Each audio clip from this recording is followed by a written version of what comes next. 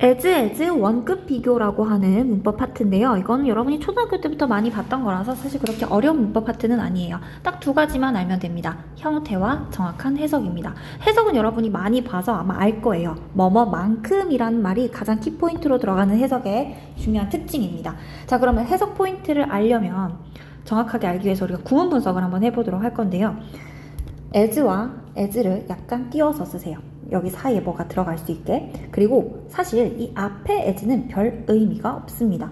진짜 의미는 여기 있어요. 이게 가장 핵심 해석이라 그랬죠. 자, 순서는 뒤에서부터 갈 건데요. 1번, 2번, 3번. 해석을 정리해보면 1번만큼 3번 한 이란 뜻이에요. 뒤에서부터 앞으로 가시면 되고 앞에 as는 해석이 없다고 보시면 됩니다. 자, 그런데 이 3번이 사실 시험에 가장 많이 나오는 어법 문항입니다. 어떻게 나오냐? 야, 이 자리에 형용사 부사를 쓸 건데 형용사가 정답일까? 부사가 정답일까? 라는 이 사이에 형용사냐?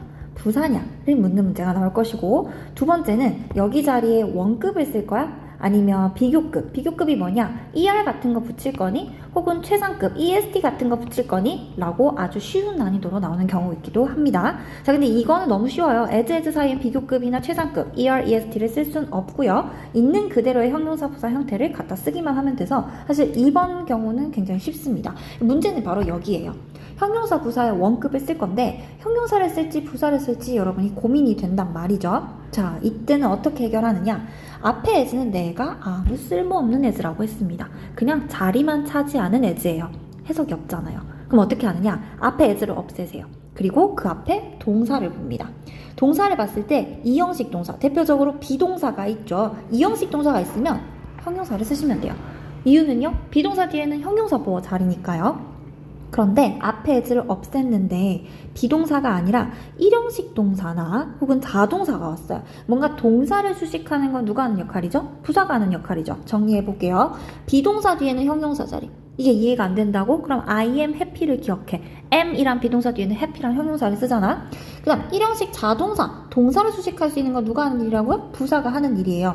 이 사이에 as가 끼어있긴 하지만 이 as를 없다고 생각하시라고요. 그래서 앞에 비동사가 있으면 형용사, 그 외에 이형식 동사가 아닌 동사가 있으면 부사가 정답이다. 왜? 부사는 동사를 수식하는 아이니까.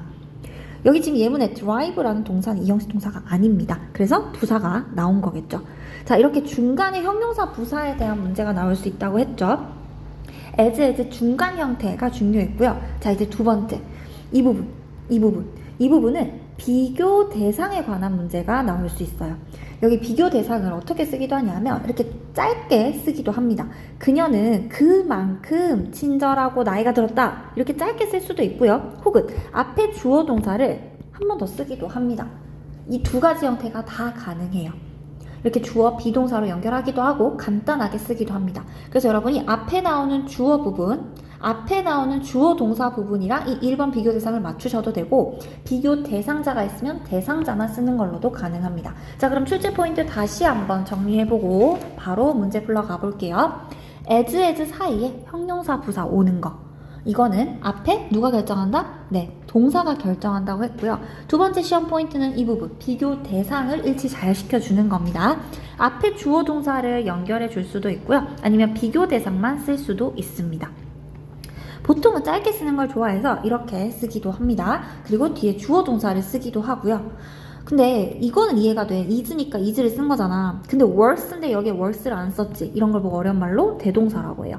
이 work, do 안에는 work의 의미가 대신 들어가 있습니다. 근데 영어는 반복하는 걸 싫어해서 이렇게 대동사, 주로 do, does, did, 시제에 맞춰서 앞에 동사를 대신 받는 대동사를 쓴다는 거죠.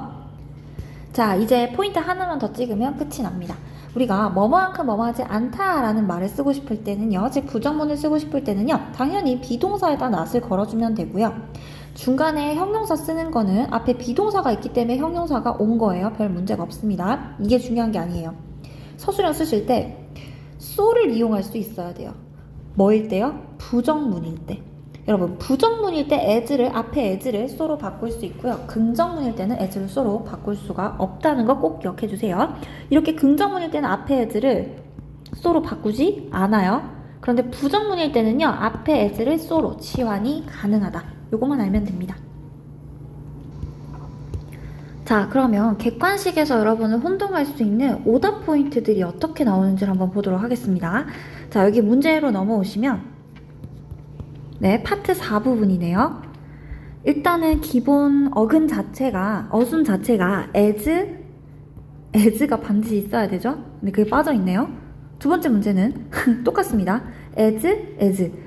이 기본 형태부터 이해를 하셔야 된다는 거네요.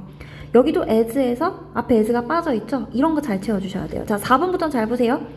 so로 바뀔 때는 언제라 그랬어요? 부정문이 있을 때만. 근데 지금 얘는 부정문이 아닙니다. not이 없어요. 그래서 so는 그대로 긍정문에서는 as를 써줘야 되고요. 또 as 사이에는요, 반드시 원급이 와야 된다 그랬습니다. as 사이에 형용사부사에 원급을 쓴다 했기 때문에 er를 빼주시면 됩니다. 그대로 warm만 해주세요. 6번 문제 볼게요. 자, as와 as 사이에 뭐 쓰기로 했죠? 원급 쓰기로 했죠? 그리고 not이 있을 때는 앞에 as가 so로 바뀌는 거 상관없다고 했습니다. 자, 또 as가 나왔는데요. as가 들어가야 될 부분에 들어가야죠. 그죠? 근데 이거 지금 그렇게 풀어도 되지만 내가 다르게 푸는 방법을 알려드릴게요. 일단 as를 넣어도 되는데 이 부분을 그대로 두고요. 얘를 바꿔볼 거예요. 특이하죠? 얘를 비교급으로 두고요. 비교급은 as가 아니라 뭐뭐보다 라는 의미에서 then을 씁니다. 이렇게 바꾸시는 게 어떻게 보면 더 자연스러운 문장일 수 있겠네요. 자, 두 번째는요. 역시나 as가 들어가 있습니다. 이 부분은 사실 이번 시험 범위에 아주 직접적으로 연관되는 부분은 아니긴 한데 나왔으니까 한번 설명을 해볼게요. 자, 우리가 as에서 as를 만큼으로 해석을 하고요. 원급 비교, 동급 비교이기 때문에 비교 대상이 같아야 하는 거죠. 근데 여기 twice라는 건 이런 뜻이에요. 2배. 이런 거를 어려운 말로 배수사라고 합니다. 배수사를 이용해서 이렇게 원급 비교랑 함께 쓸 때는요, 정해진 어순이 있습니다. 바로 배수사가 as 앞으로 와야 돼요. 그래서 어순을 바꿔주셔야 됩니다. 정답은 twice as expensive as mine 해주시면 됩니다. 근데 이거는 시험 나오는 포인트는 아니라서 크게 신경 쓰지 않아도 되고 배수사를 as 앞으로 옮겨주시기만 하면 됩니다.